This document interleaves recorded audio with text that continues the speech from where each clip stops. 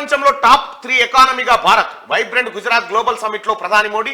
ఇంకో 25 ఏళ్లలో అభివృద్ధి చెందిన దేశంగా ఇండియా. 100కు పైగా దేశాల ప్రతినిధులు హాజరు.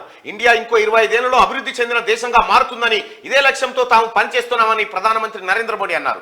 10 ఏళ్ల కిందట ప్రపంచ ఆర్థిక వ్యవస్థలో 11వ ప్లేస్ లో ఉన్న ఇండియా ఇప్పుడు 5వ ప్లేస్ కు చేరుకుంది.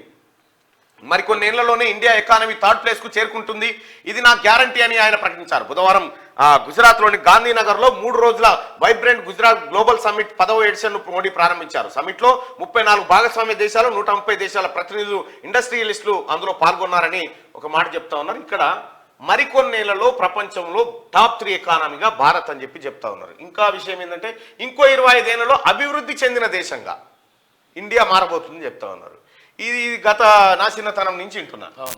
అయిపోయా వస్తుంది ఏది మన గుర్రానికి కనుక కుక్క కనుక ముంగట బొక్క కట్టి దాన్ని ఇప్పుకే గడితే దొరుకుతుందని ఉరికినట్టే ఉంది. ఇండియన్ ఎకానమీ మీద డాక్టర్ మన్మోహన్ సింగ్ గారికి ఉన్నటువంటి నైపుణ్యం నరేంద్ర మోడీ గారికి లేదు ఇండియన్ ఎకానమీ మీద. ఎందుకంటే ఆయన ఎకానమిస్టు.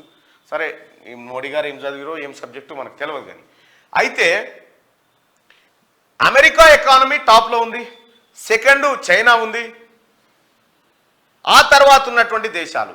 ఈ అమెరికానే $25 ట్రిలియన్ ఉంటుంది, 16-17 ట్రిలియన్ చైనా ఉంటుంది, మనది వచ్చేది 3-4 కాడ.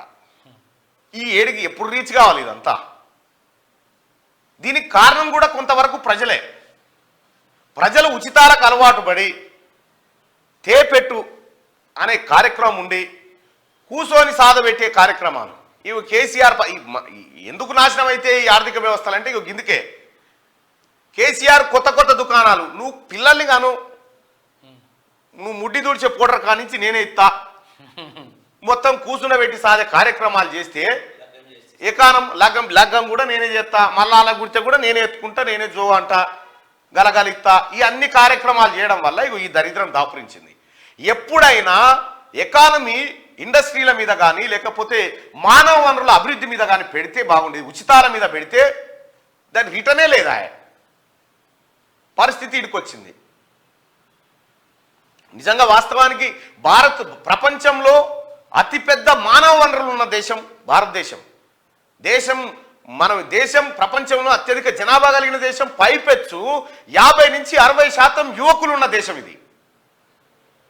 ఈ దేశంలో ప్రొడక్టివిటీ పెరగాలి. చైనా ఎంతుంది? చైనా ఆఖరికి ఏడుకొచ్చింది, ఒక్క బిడ్డ ముద్దు అనే కాడి నుంచి అరే ఆయన ఎట్లో ఒకటి చేసుకోపోర్రా అని చెప్పి పిల్లల్ని కనుర్రా అని చెప్పి ఇప్పుడు చైనా చెప్తా ఉంది.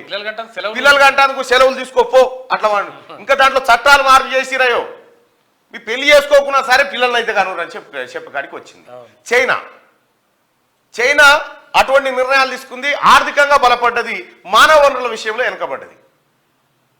మరి మన ఎకానమీ కూడా ఇంకా బలోపేతం కావాలంటే ప్రజలు కూడా త్యాగాలు చేయాల్సిందే. దేశం అభివృద్ధి ఇంకేనాడు చెప్తుంది? అభివృద్ధి చెందుతున్న దేశం, దానికి మనకో పేరు భారతదేశం అభివృద్ధి చెందుతున్న దేశం. మనం చెప్పుకుంటాం ఇట్లా, కానీ వాస్తవాలు మాత్రం ఇందుకు పూర్తి భిన్నంగా ఉంటాయి. గుజరాత్లో అదాని 2 లక్షల కోట్ల పెట్టుబడులు. ఇక చూసుకో, 2 లక్షల కోట్ల పెట్టుబడులు, 2 లక్షల కోట్ల పెట్టుబడులు ఒక్కడే పెట్టగలుగుతున్న గుజరాత్లో అదాని అంటే మన తెలంగాణ రాష్ట్ర బడ్జెట్ ఏడాది బడ్జెట్ అంటే డంబాచార బడ్జెట్. ఇంకా అసలు బడ్జెట్ సగమే ఇలా. కొన్ని దేశాల బడ్జెట్లు ఇవి. 2 లక్షల కోట్ల పెట్టుబడులు పెట్టగలిగే సత్తా ఒక మనిషి అంబానీ గారికి వచ్చే అదాని గారికి వచ్చిందంటే ఎంత గొప్ప విషయం చూడరు. ఇది ఈ గొప్ప కీర్తి మోడీ గారి ఖాతాలో జమ చేయాల్సిందే.